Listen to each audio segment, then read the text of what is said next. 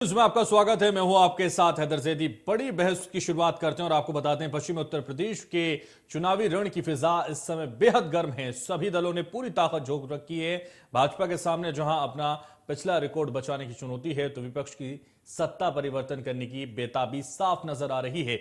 यही कारण है कि सपा रालोद गठबंधन ने चुनावी समर में पूरी ताकत झोंक दी है। अखिलेश और जयंत ने अपना पूरा जोर पश्चिमी यूपी में लगा दिया है, तो भाजपा की ओर से मुख्यमंत्री योगी आदित्यनाथ से लेकर गृह मंत्री अमित शाह तक ने उत्तर प्रदेश को मत डाला है।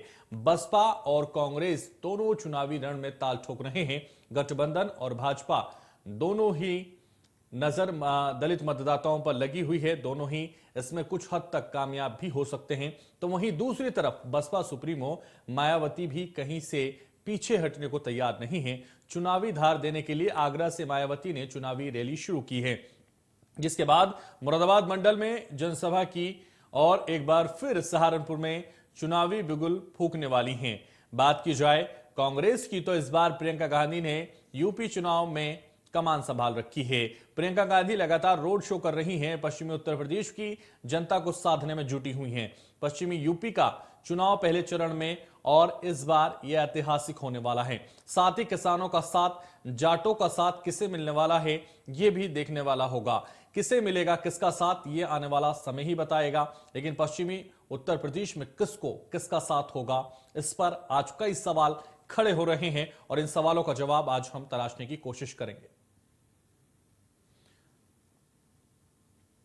गाजियाबाद पहुंची प्रियंका गांधी का क्या कुछ कहना है, आइए आपको सुनाते हैं। ये इस चुनाव में गर्मी निकालने, चर्बी निकालने की बात नहीं होनी चाहिए, भर्ती निकालने की बात होनी चाहिए। भर्तियां कितनी निकाली आपने? आपके यहाँ 12 लाख पद खाली क्यों पड़े हैं, ये जवाब दीजिए ना। अखिलेश यादव ने आगरा में प्रेस कॉन्फ्रेंस की और बीजेपी पर निशाना साधा। क्या कुछ कहना है उनका, आइए ये भी सुनाते हैं आपको। लेकिन नफरत करने वाले लोग, जो आपस में बांटने वाले लोग हैं, इस बार आगरा की जनता उन्हें रिजेक्ट करेगी। आगरा के लोग इस तरह के राजनीति करने वाले लोगों को पसंद नहीं करेंगे। ये चुनाव उत्तर प्रदेश का लोकतंत्र बचाने का चुनाव है। ये चुनाव इसलिए भी जरूरी है, लोग इस गठबंधन की मदद करें कि संविधान बचाने का भी चुनाव है। तो पश्चिमी उत्तर प्रदेश में पहले और दूसरे चरण में चुनाव होने हैं, इसलिए इस पूरे इलाके में सियासत भी गरमाई हुई है। ये पूरा इलाका किसान आंदोलन की वजह से प्रभावित हो रहा है। माना जा रहा है कि बीजेपी के लिए इस बार यहां राह आसान नहीं है, इसलिए बहुत कोशिश की जा रही है और शीर्ष नेतृत्व लगातार पश्चिमी उत्तर प्रदेश में लगा हुआ है। पश्चिमी उत्तर प्रदेश की जब भी बात आती है तो जाट और मुसलमानों की बात जरूर यहां होती है, क्योंकि दोनों की आबादी यहां लगभग ज्यादा है और इसीलिए लगातार पश्चिमी यूपी में किसको किसका साथ, इस पर लगातार नजरें टिकी हुई हैं। जो राजनीतिक विशेषज्ञ हैं उनका यह मानना है कि यहां जाट समीकरण बना सकते हैं और वो बिगाड़ भी सकते हैं। इसलिए लगातार किस पार्टी का साथ किसको मिल रहा है, यानी कौन इसमें सबसे अहम भूमिका निभाता हुआ नजर आएगा। तो जिस तरीके से लगातार आपको बता दें, 11 जिलों के 58 विधानसभाओं में इस वक्त भाजपा का कब्जा है, 90% सीटों पर उनका कब्जा है।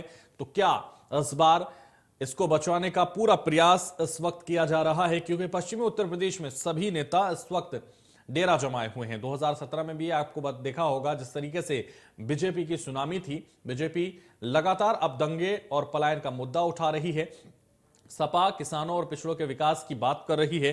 तो पश्चिमी का जो रण है उसमें वो किसका गढ़ बन पाएगा, किसको इसमें फायदा होगा, किसको नुकसान होगा, आज इन्हीं सब सवालों पर हम बड़ी बहस करेंगे और बड़ी बहस में जवाब तलाशने की कोशिश करेंगे।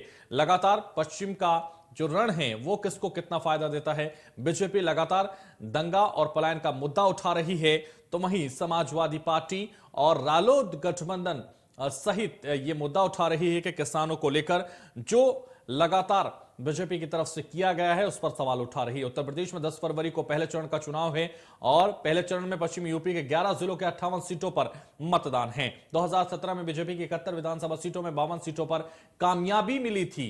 और आपको बता दें, बीजेपी लगातार दंगों और पलायन का मुद्दा उठाती हुई नजर आ रही है।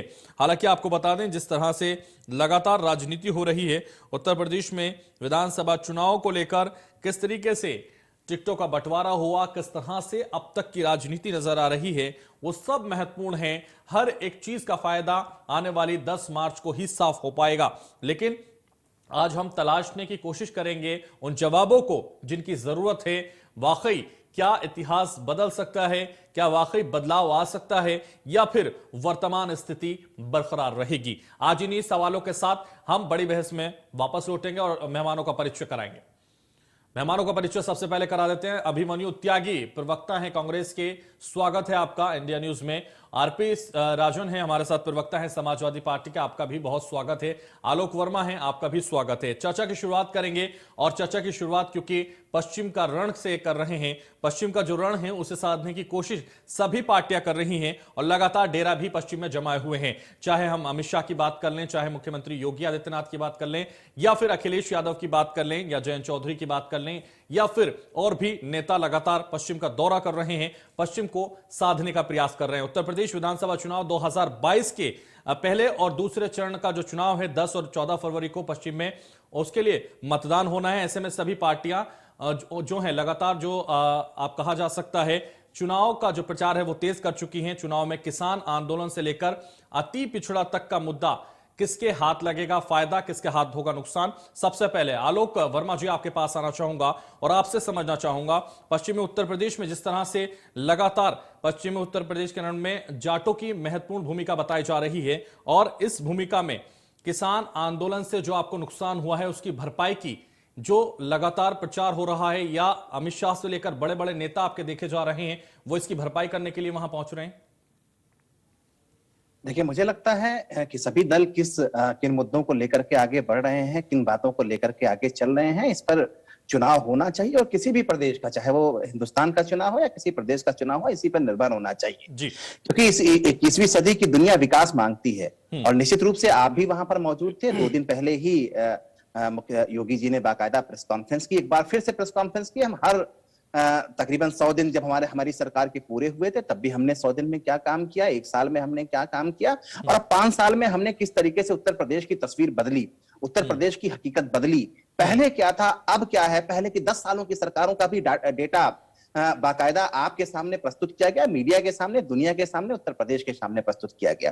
किस तरीके से किसानों के लिए की बेहतरी के लिए काम हुआ, किस तरीके से गन्ना किसानों के लिए काम हुआ, किस तरीके से क्राइम को हमने दूर किया, उत्तर प्रदेश की तस्वीर बदली। ईज ऑफ डूइंग बिजनेस में आज हम दूसरे दर्जे पर पहुंचे हैं, तो हमने क्या काम किया, क्यों किया, कैसे किया, ये भी हमने पूरा का पूरा सिजरा रखा, पूरा का पूरा डेटा रखा। हमें लगता है कि भारतीय जनता पार्टी अपने उन्हीं कामों को लेकर के जो उसने नौकरी के क्षेत्र में किया, जो नौजवानों के क्षेत्र में किया, जो किसानों की बेहतरी के लिए किया, जो कारोबार को बढ़ावा देने के लिए उत्तर प्रदेश में किया, और सबसे बड़ी चीज जो माफियाओं को हमने उत्तर प्रदेश से दूर रखा।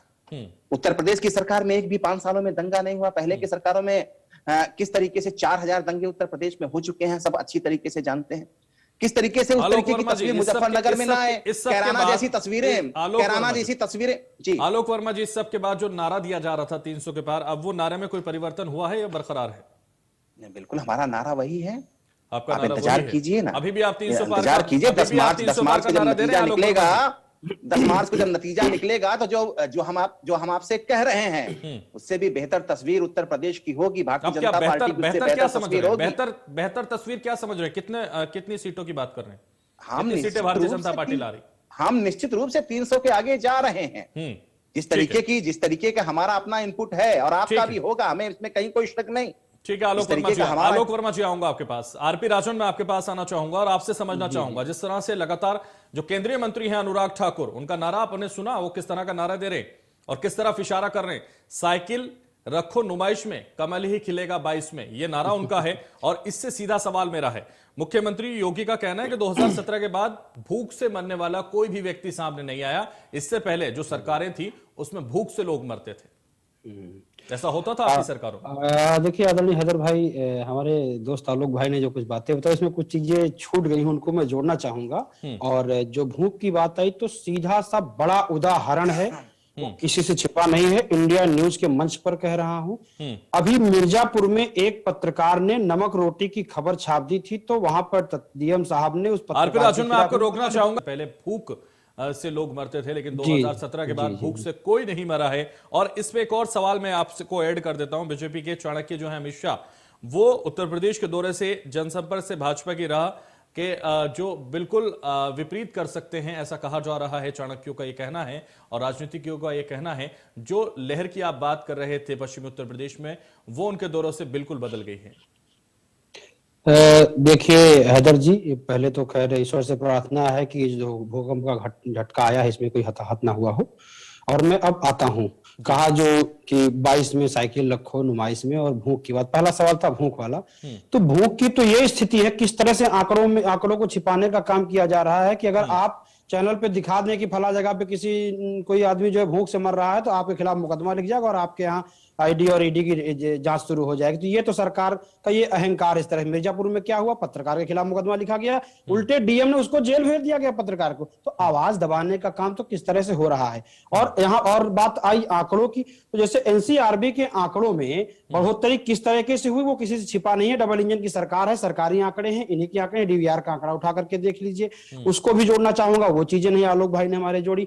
और अगर बात पश्चिमी उत्तर प्रदेश की करते हैं, पश्चिमी उत्तर प्रदेश में अमित शाह जी आए हैं और कह रहे हैं कि इन्होंने काम किया है, सब कुछ है, तो उस काम पे अगर वोट मांग रहे हैं तो काम इन्होंने किया है निजीकरण कर। तो ये कहें कि हमने जो प्राइवेटाइजेशन किया है, निजीकरण किया है, हम उस पर वोट मांगे, उस पर काहे नहीं वोट मांग रहे हैं।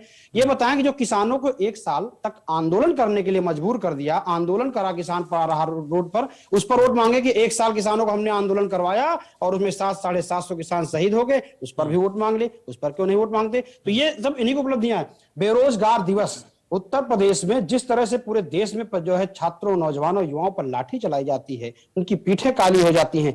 आजादी के बाद आदरणीय प्रधानमंत्री जो है नरेंद्र मोदी जी के जन्म दिवस पर इस देश का युवा बेरोजगार दिवस मना रहा है। आरपी राजन, इस पर मेरा सवाल है, जिस तरह से आलोक वर्मा जी बता रहे थे कि वो 300 के पार हैं और उससे भी अच्छे प्रदर्शन में है, आपकी क्या स्थिति है? आप क्या सोच रहे हैं? जो 400 का पार का नारा आप लोग दे रहे थे, उसमें कुछ बदलाव किया आपने स्थिति देखने के बाद, या अभी बरकरार है?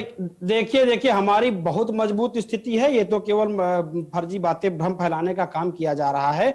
बिल्कुल हम 400 के पास पहुंचे, हम 400 भारतीय जनता पार्टी 403 तो सीटें हैं सर, 400 के पार कहां? 403 ही ला रहे हैं क्या?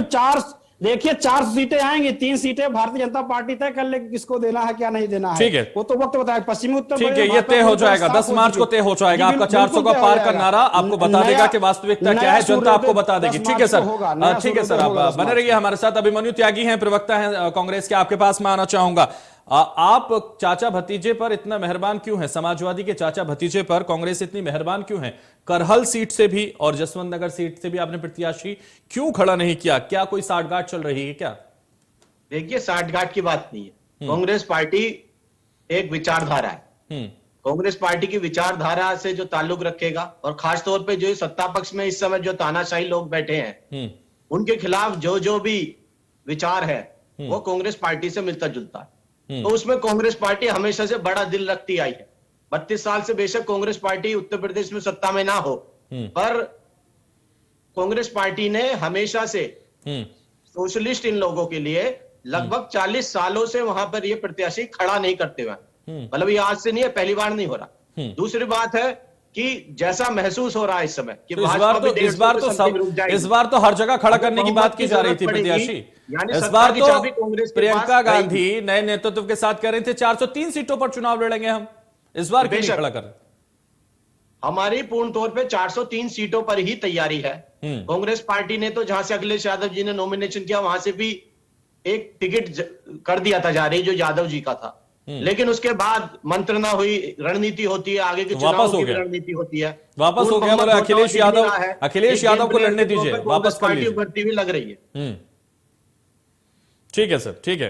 आलोक वर्मा जी, मैं आपके पास आना चाहूंगा। आलोक वर्मा जी, पश्चिमी उत्तर प्रदेश के जो नतीजों को लेकर संकेत दे रहे हैं टिकैत बंधु नरेश टिकैत और राकेश टिकैत, उसको लेकर आप क्या देख रहे हैं, क्या समझ रहे हैं उनके जो संकेत आ रहे हैं? पहले मैं राजन भाई की बातों का जवाब दे दूं। सुन रहा था बड़े गौर से उनको। उनके लिए 400 सीटों की बात जब वो कर रहे थे, गालिब साहब ने उन्हीं के लिए शायद कहा है, हजारों ख्वाहिशें ऐसी कि हर ख्वाहिश पे दम निकले, बहुत निकले मेरे अरमां, लेकिन फिर भी कम निकले। 10 मार्च को अरे पढ़िएगा शेर सर। हुजूर सियासत में आलोक भाई 10 मार्च को याद करिए। 10 मार्च को पढ़ लेंगे सर ये शेर। किसके अरमान कितने पूरे होते हैं और किसके अरमानों का दम निकलता है, ये 10 मार्च को तय कर लेंगे सर। अभी मुझे बता दीजिए, जो टिकैत बंधु पश्चिमी उत्तर प्रदेश में आपके सीटों के अभी से संकेत दे रहे हैं, इससे आप क्या समझ रहे हैं? भाई जो संकेत दे रहे हैं उन संकेतों से हमें क्या समझना चाहिए? मुझे लगता है कि भारतीय जनता पार्टी ने 5 सालों में किसानों के लिए, चाहे वो पश्चिमी उत्तर प्रदेश हो, चाहे पूर्वी उत्तर प्रदेश के किसान हो, चाहे उत्तर प्रदेश के किसान हो, उनके लिए जो काम किया है, उनकी कर्ज माफी के लिए जो काम किया है, उनके गन्ना की खरीद के लिए जो काम किया है, दूसरे 10 सालों में जो सरकारों ने किया है उसकी तुलना में हमने क्या कुछ किया है। मैं ऐसा नहीं कह रहा हूं कि सब कुछ हमने बेहतर कर दिया, कुछ चीजें बची जरूर हैं। 2022 में जब हमारी सरकार आएगी तो जो और बेहतर हम कर सकते हैं, निश्चित रूप से अभी 2-4 दिन में हमारी किस तरीके से हम उत्तर प्रदेश को आगे बढ़ाएंगे, एक नया संकल्प पत्र जारी होगा जब अगले 5 सालों के लिए होगा। उसमें बहुत सारे मसले और भी निश्चित रूप से जो बचे रह गए हैं, जो छूटे रह गए, उन पर भी चिंतन मनन होगा। लेकिन पिछले 5 सालों में जो भारतीय जनता पार्टी ने काम किया है, मुझे लगता है सबका साथ, सबका विकास, सबके प्रयास से जो उत्तर प्रदेश की तस्वीर हमने बदली है, उसकी वजह से, चाहे वो आलोक वर्मा जी इस वक्त बड़ी खबर आ रही है और मुख्यमंत्री इस वक्त आ रहे हैं। बहुत शुक्रिया आपका हमारे साथ जुड़ने के लिए। बड़ी बहस में सभी